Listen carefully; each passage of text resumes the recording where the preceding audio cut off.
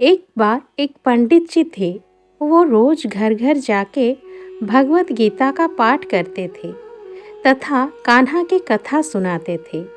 एक दिन उन्हें एक चोर ने पकड़ लिया और उनसे कहा, तेरे पास जो कुछ भी है मुझे दे दो। तब वो पंडित बोला कि बेटा, मेरे पास कुछ भी नहीं है।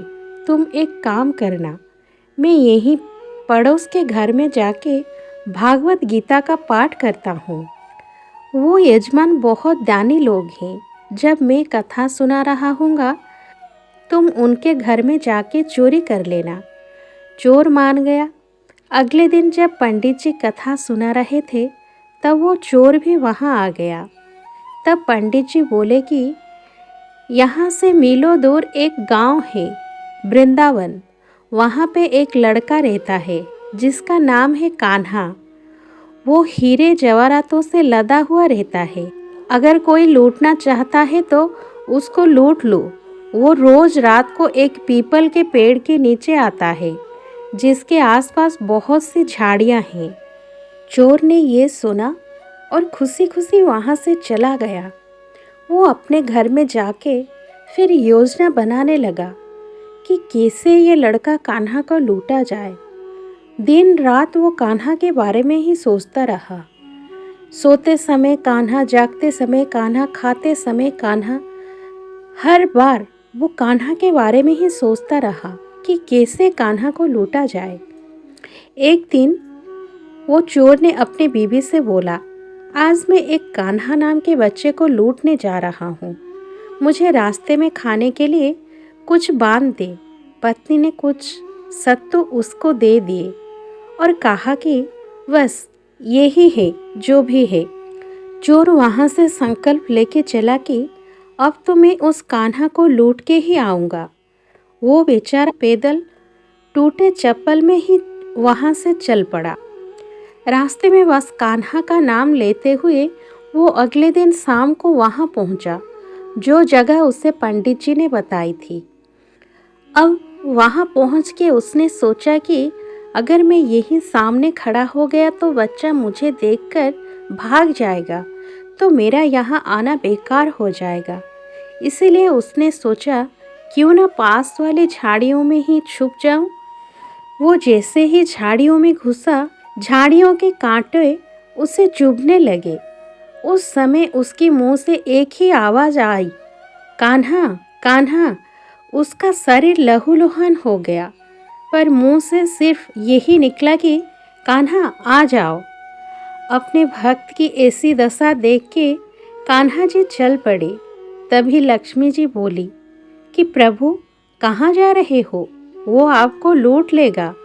प्रभु बोले, कोई बात नहीं, अपने ऐसे भक्तों के लिए तो मैं लूट जाना क्या, मिट जाना भी पसंद करूँगा।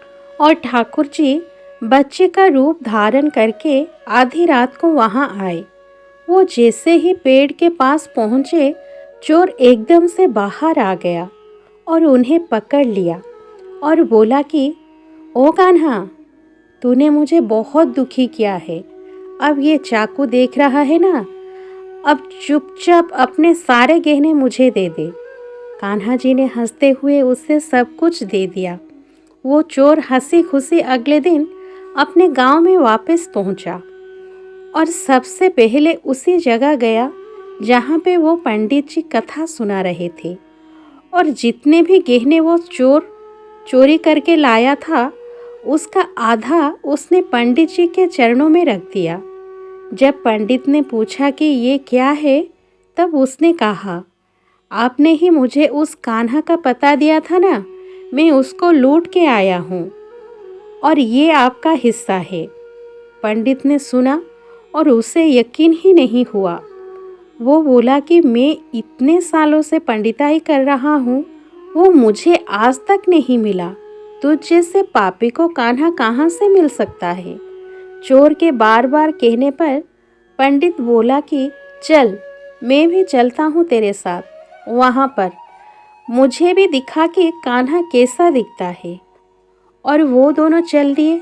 चोर ने पंडित जी को कहा कि आओ मेरे साथ, यहाँ छुप जाओ और कांटों के कारण दोनों का शरीर लहूलुहान हो गया और मुंह से बस एक ही आवाज़ निकला, कान्हा, कान्हा।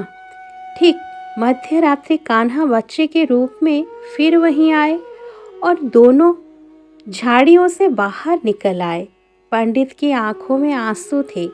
वो फूट फूट के रोने लग गया और जाके उस चोर के चरण में गिर गया और बोला कि हम जिसे आज तक देखने के लिए तरसते रहे, जो आज तक लोगों को लूटता आया है, तुमने उससे ही लूट लिया। तुम धन्य हो। आज तुम्हारी वजह से मुझे कान्हा के दर्शन हुए हैं। तुम धन्य हो। ऐसा है हमारा कान्हा का प्यार अपने सच्चे भक्तों के लिए, जो उसे सच्चे दिल से पुकारते हैं तो वो भागे भागे चले आते हैं। हम जैसे भी हैं, जिस हाल में हैं, अगर सच्चे दिल से एक बार पुकार ले तो वे दौड़े चले आते हैं। पतित पावन है वो, जाने कितने ही पतित उनका नाम लेके पावन हो गए हैं। बस एक बार सच्चे दिल से पुकार के देखिए, एक बार भरोसा करके देखिए। राधे राधे, जय श्री कृष्ण।